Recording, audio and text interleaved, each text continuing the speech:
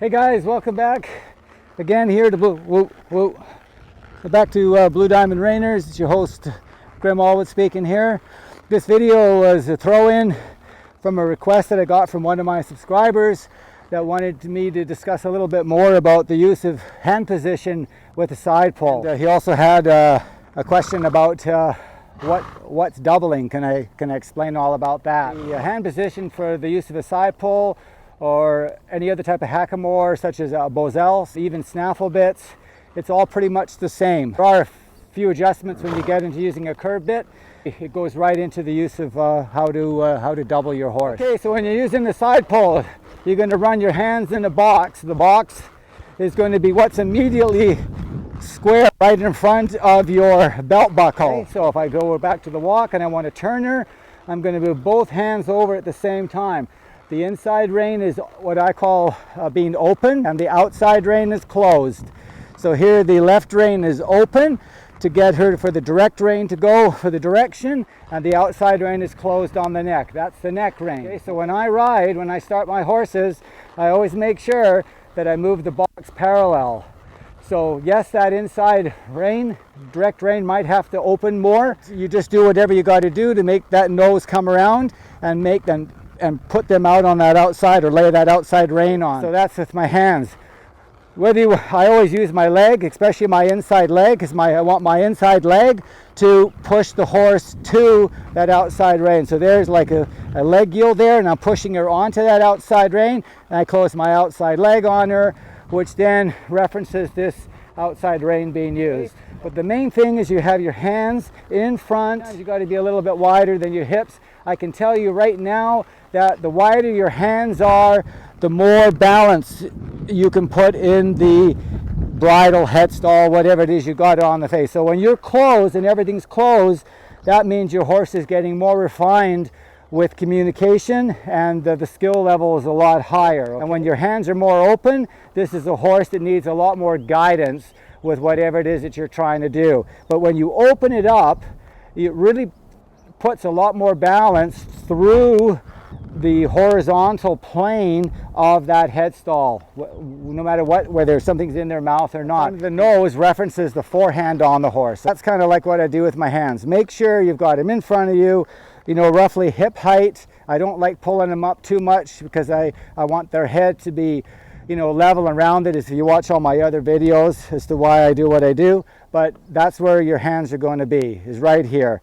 Okay, and just show them what you've got to, even if you push forward and say forward and pull for back, and you want to take them back, but this is how you want them to back up.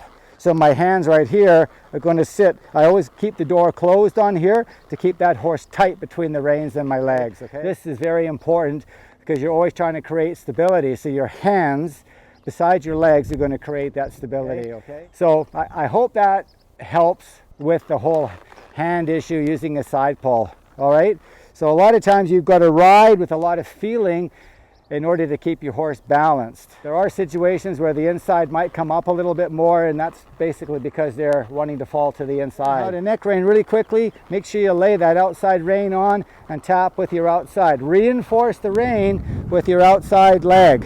Outside rein, outside leg. So in this case, it's rein first, then leg. All right. Especially if they're running away, you're going to add rein to slow them down a little bit, and then your leg to do whatever. But if they're not running away, you can go leg first and then rein, which is how I tend to do it at the end with these guys, so I don't have to move the reins at all. But in the beginning, you're going to go box, move it over, in this case, have them come to your inside leg, and then you're going to put your outside leg on. So you're always moving your aids around to adjust directional control and balance. Doubling essentially is getting a horse soft. How do we get a horse soft? We have to get the resistance out of it. It's all about resistance and then being stiff or being bracy. And then I'll trot down the fence. Just tell them trot, trot, trot. And then I'll go whoa. And then do a one rein pull, make her right, tell her to walk, and I want her to walk around and walk a circle, and I want her.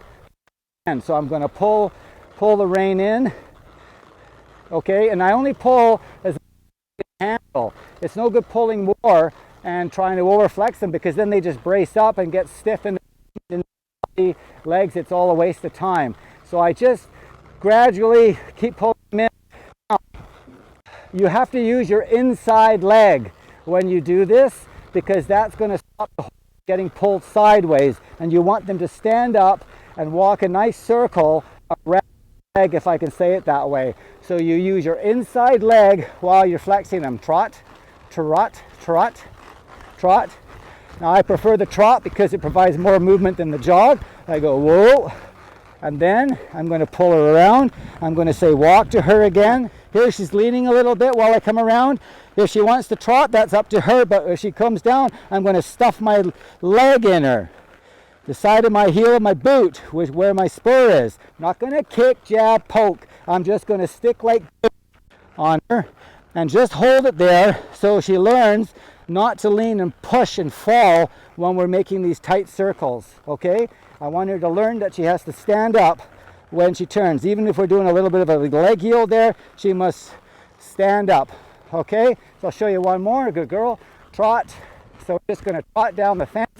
Again, I use the fence as a reference for her, and also an assistant trainer to get her to bend and turn until the see she'll come around naturally there. I want to bend so she doesn't put any splinters in her nose, you know, from the wood. It's soft there, so I'll go around a couple of times and then go back down and then trot her again.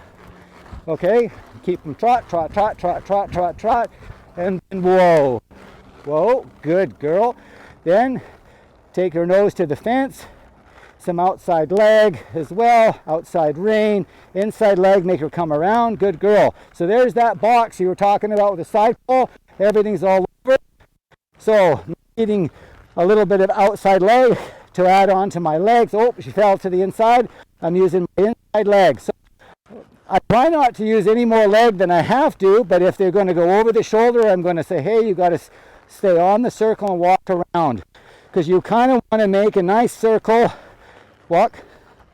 So that way the circle will turn out not just balanced by the look of it, but also for the horse's sake, that the horse can actually make a circle standing straight up and down, walking through. It's like a straightness exercise, okay? So that's initially, you know, how I start them and what I do.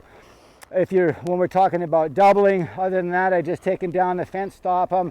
I do like half a double and then come back and then trot back down, just to see, because in the beginning they're pretty stiff depending on what you've done on the ground.